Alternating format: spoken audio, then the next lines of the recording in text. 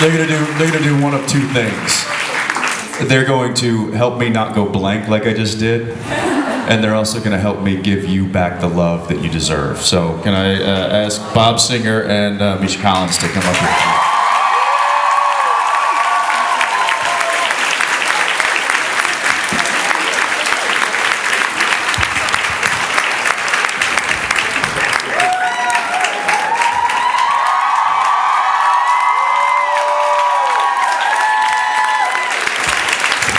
This is a momentous occasion. This is a momentous occasion. This is Bob's first. First time to be scheduled to come on and share the deepest, darkest secrets of Supernatural. Because if there's one man that knows them better than any at all, it's this one right here. Maybe. Hi Bob, how you doing? I'm doing okay. How you feeling?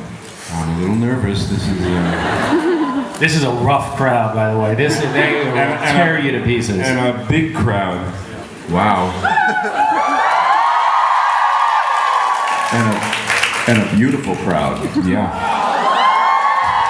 All right, calm down. And I'm sensing they're not really here. They're not all here for me.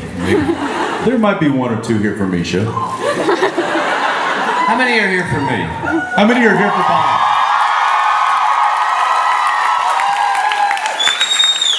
Hot crowd. I don't believe it. Anyway, I thought, and the reason I wanted to come, and I know you come to see these guys, and they're special, is that maybe I could give you just a different perspective from what the actors do. If you have any questions about the writer's room or what it's like to direct these guys, or just everyone's like, we probably don't want to get into that. So that'll be my purpose. So fire away, and if you have any questions for me. Let me say to this young lady here, apologize about the moral of the story. I will think about that, and I will find you. I think I can recognize the outfit. So yeah, I'll see what I can do there. Did we walk in on you just going blank? Yeah, you did. That doesn't happen that often, just so you know. But you were like this. She really was it a stumper? What happened? Yeah. A logic puzzle? Yeah. The logic puzzle was if you could write a children's book, what would the moral of the story be? I'm sorry. Yeah, you did it. You stopped me. That is tricky because congratulations. He raises immoral children, so it's true. It's true. So all right. Well, we're gonna swing it over here. And fire away any question you want. But remember, we should sort of set a remember the boss is here. I think that really all the questions should be Bob oriented because I mean the truth is this is a rare certainly is a rare case, and let's take advantage of it. There's a lot of questions that we field from time to time where we're like, I don't know, that you'd have to ask a writer, producer, director, person. And fortunately, we have all three in this one right here. So, no pressure. Or no pressure. No pressure. You're welcome to ask, Misha a personal question about, his manscaping. But I don't think that that's probably where we need to go. So. I'm sorry. I'm not gonna. But I did my original question was for you, Jensen. But it kind of works now that Bob's on stage because. I tried counting, and it seems like you are, Jensen, you're approaching like 70-something conventions since 2005. Misha has slightly more because he goes to the smaller ones and to Russia and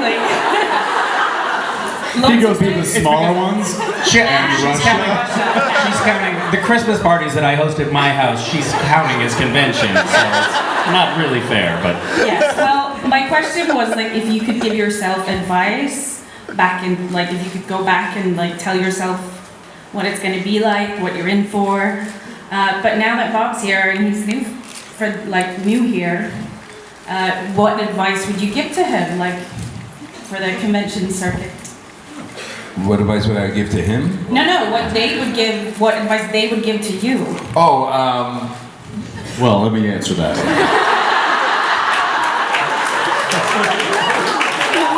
Bob, I got this. I got this. I would say that from starting then and knowing what I do now, my advice, and it would be very simple, is to allow the love in. I don't think I did that very well in the beginning because I was uncertain how to process it. Because you guys give a lot of love.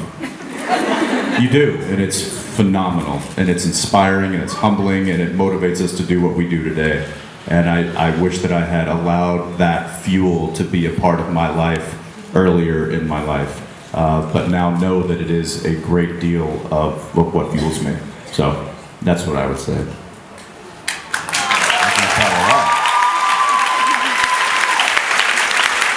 Thank you. I have questions for Bob as well, but I'm going to go back in line. Oh, that's very sweet. Okay, all right. Hi there. Hello. Well, the question was for Jensen, but maybe someone wants to answer it.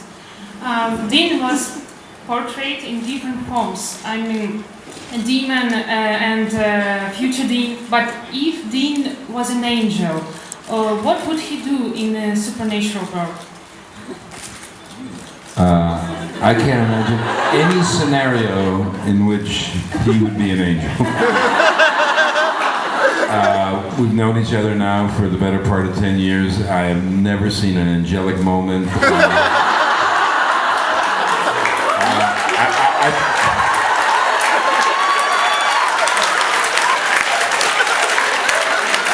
Were he to become an angel, I think the first thing he would say was, "Get these goddamn wings off of me, I don't like this." It's because I'm such an angel in real life. You know what they say, the villain is the hero of his own story, so. Thank you. I have a question for Bob. Bob, how did you come to be involved in the production of Supernatural in the first place? Like, how did you come to? Oh, I'm sorry. They're here to arrest me. Finally, guys, over here. What was that process? Is anyone interested in that story at all? Yes. Eric Kripke wrote and produced the pilot of Supernatural. Eric is, well, he's not so young anymore, but was very young when the show started. It was a wonderful pilot. The show got picked up. They felt that Eric needed a sort of older, more experienced guiding hand to help him mount the series. I think if you would have asked Eric at the beginning before we got together, he probably would have said, "I don't need any old fart telling me what to do," but be that as it may, I looked at the pilot, Eric and I got together, I liked the pilot very much, and after a number of meetings with Eric, we decided to give it a go and to try to be partners in producing the thing. And I've said this before, for the 5 years that Eric was on the show, I think it was probably a rewarding experience, a creative experience as I've had in a pretty long career. So I feel really fortunate that Eric made the pilot and that Eric invited me to come on this journey with him, even though he left the boat about 5 years ago. But so that's the way it happened. They do that sometime. Usually those marriages don't work, but this one worked great, and it's been a great ride. I have one more question. You have a two-parter? It's a two-parter. Well, yes, a two-part question. So you have worked on a lot of television shows over the years. Was there a point in the evolution of Supernatural when you realized that you were dealing with a show that had a unique relationship with its fan base that you hadn't seen before in your career? Was there a tipping point? Was there I don't know if there was a tipping point, but really early on, you got the sense from the letters we would get and the gifts that would be either sent to the office in Los Angeles or sent to Vancouver, the production offices. People went to these amazing lengths, tapestries, chess sets that are carved of the characters of Supernatural. So you know, I got a sense that we were really doing something that was much different than I had ever encountered. I don't think it was until I went to Comic-Con one year that I realized the extent. And then as I look out into this crowd, again, it's just sort of overwhelming. And as I said to a reporter who asked, I said, one thing about meeting the fans, and I think 52 countries are represented here, is that you guys are really a family, you know, brought together by this TV show. And that's a remarkable thing, and I don't know how many TV shows can really say that. And you know, you're all so nice and polite and seem to just love each other, and that's really unique. Except for you. And also, what you guys don't see is, I mean, you are experiencing this family that is in this room and that is the fandom.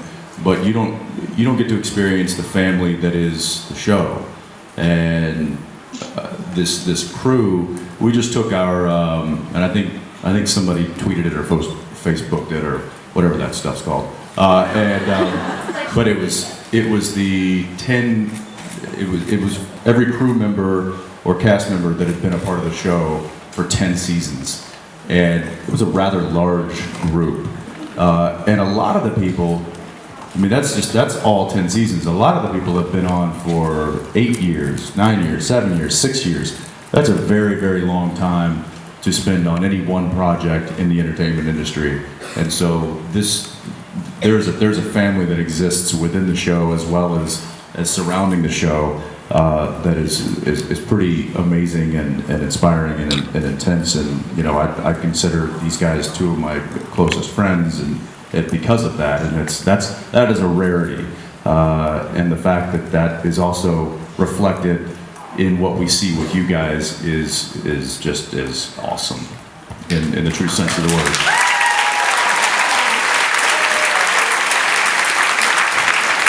And one more addendum. It is a family, and when we've told Bob this, but when Bob comes up to direct an episode, which happens a few times every year, the whole crew is just so excited because it's like dad is coming home, and it's a dad that they love. It really is, and it's palpable on set. We're just, everybody is happy to have you there when you come out. Thank you. At this stage, I think it's more grandpa, but anyway, thank you. All right. Question here. Original question was for Jensen. It's okay. Original questions out the window. Just ask the question. Either I'll answer it, he'll answer it, or we'll just move on. I'm just kidding. Right. What do you think John would feel about his son receiving the mark of Cain? And do you think he would have hunted him? Good question. I don't think John would have hunted him. I think John's first loyalty always after Mom died was to the boys.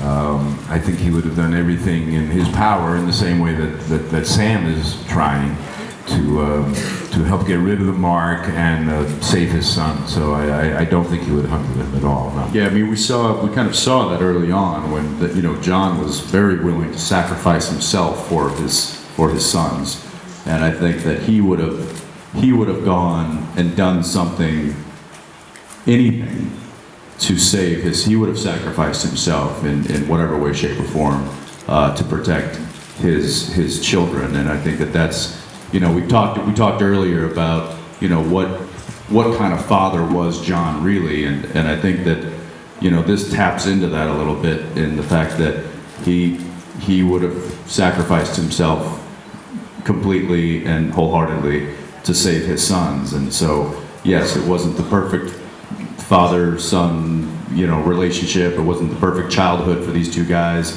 but there was a father that protected them and that loved them and that taught them how to survive. And I think that's, that was some of his greatest assets as a father. So, thank you. Thank you. Hi. Hi. So throughout the season, we got to see many different sides of Dean.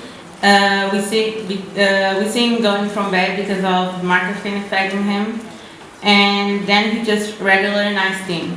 So what is the process that goes into changing from regular Dean to Demon Dean, and is that change hard from the acting and directing perspective? I'll answer a little bit of that. You know, I would say yes. Anytime you alter the character, you know, considerably, you're taking on a challenge, especially when that character is still within this new alteration. And so the fact that Demon Dean was not a demon that was possessing Dean, the fact that it was actually Dean and his soul had been twisted, so there needed to be a flavor of real Dean plus what also this kind of this demon version of it, and that was tricky from an acting standpoint. And yeah, I would say it's difficult, but it's the challenge that, I mean, that's what we do. That's why they hired us in the beginning, is because that's the trade that we are craftsmen in, and I think that's you know, that's the challenge that we like to take on. So from a directing standpoint, You know what strikes me just now? I was just reflecting on last year. I believe it was last year during a panel together. You and I think we were dry humping the chairs and doing a disco dance-off, if I'm not mistaken. I don't know what he's talking about, Bob. I'm noticing that the tenor changes a little bit around Bob. We're answering the question seriously. And talking about the craft, which it's a refreshing reprieve from our normal antics. I like it. He's not lying. Well, I appreciate that, guys. From a producing, directing point of view, I'm just doing a signal here. From a producing, directing point of view, this is what we feel. And we did this with Misha. I can't remember what year, but we did an episode that went into the future, and Misha basically became Timothy Leary. I don't know if you guys remember who that was, but we don't feel that we can stretch these guys enough. There's nothing that we can write in a character. By the way, Eugenie, stand up, please. This is Eugenie Ross-Lemming, one of our co-executive producers. And one of our brilliant writers right here.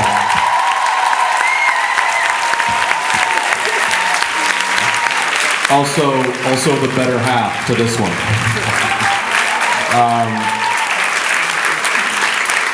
So we have such confidence in these guys, and you know, and that had to grow over time. But we knew really early on that there was very little acting challenges that we couldn't give them, that they couldn't step up to the plate. You know, and I think that both Misha and Jensen and Jared, too bad he's not here, but they actually like those challenges. I think if you're on a show for 10 years and you're just doing the same stuff over and over again, I think actors are going to start phoning it in. So the more we can challenge them, the more engaged they stay. So it's kind of a mutual give and take. As far as the directing goes, directing both of these guys is just a pleasure. They come ready to play. They have an idea what they want to do in the scene, and if I have a suggestion, they're generally open to that, and we'll try. You know, we have a lot of fun playing around with these scenes. So. Yeah, they're a joy to work with, and I don't think the writers for a moment say, nah, that might push them too much. There is no limit with either one of them. Thank you. Have you shown your Bob directing impersonation? Oh, you guys have seen me do Bob, right? You've seen me do the Bob coming on stage and giving, like, I mean, the choice of words. Okay, here I'll be Jensen and you be Bob. Okay, but it's tough because